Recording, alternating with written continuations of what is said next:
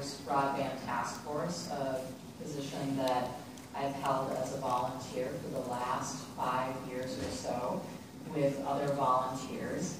And I first want to thank you for hearing these two bills today, as well as Senator Schmidt for all of his leadership on this issue. These two bills really represent great progress forward on the issue of border-to-border broadband. And a good reminder of what this issue is all about is to go back to Governor Bates' order on border-to-border broadband. This is an issue that's about connecting all Minnesotans in their homes and their businesses to broadband, even the most remote Minnesotans. And frankly, as we've studied the issue, it's become more about those remote Minnesotans, because in our study of the issue over the years, we have realized that to be able to achieve that goal of border-to-border broadband, most of the effort and the heavy lifting is on being able to get the most remote Minnesotans connected at this point. And the work that you've done over the last few years, the investment by the legislature and governor of $30 million has leveraged $41 million in private investment across the state of Minnesota. And I applaud you for that. It has helped connect many Minnesotans over these last few years. This $100 million, we know, will leverage another over $100 million to connect more Minnesotans. And I think it's important to say that updating the speed goals is also an important step forward.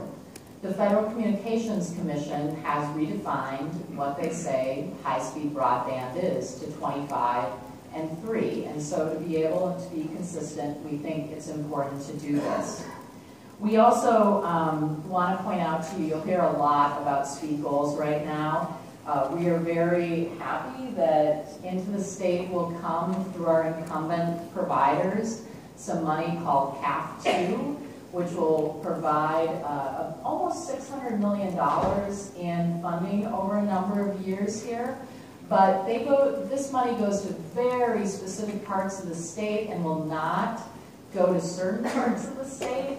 And that is at a different speed rate, just to confuse things even further, 10 and 1 speed rate. So your investment is still needed in the state of Minnesota, and especially in these most remote areas, and especially in being able to do this at speeds where Minnesotans could connect at a higher rate of speed.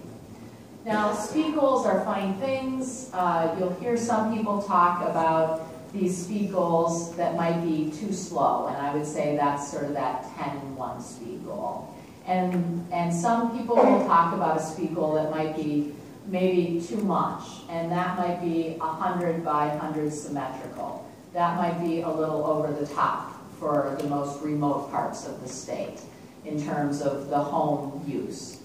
I would say that what Senator Schmidt has here is a good fit for most Minnesotans, to look at a base rate of 25 and 3, and most providers will probably be able to provide more off of that rate to get more Minnesotans up to even a higher speed. In fact, the legislation that you passed a few years ago has a goal of providing at 100, so I'm hopeful for that.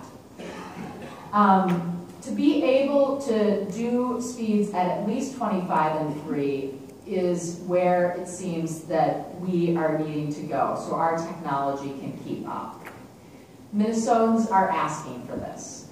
They are asking for it for their business uses, for their educational uses, higher ed, as well as healthcare. You're going to hear about a few more of those needs and how people are using high-speed broadband across the state. It's important to know that this money is being used well, and there is great demand for it across the state of Minnesota. And I just want to say there's one other important issue that I know you'll hear about in the future, and that is the issue of telecom reform and modernization with consumer protection. And I know that issue will be brought up because the task force did talk about it this year, and it will be something that will be coming up in regard to this. So I want to note that for you as well. That's an important issue that is intertwined with the issue of investment in broadband in the state of Minnesota. So, Mr. Chair, I just want to thank all of the members of this committee for their attention to this important issue.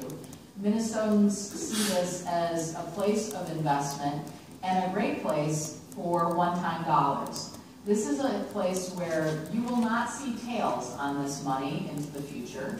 You will see a partnering with private and public and others to be able to build into the future.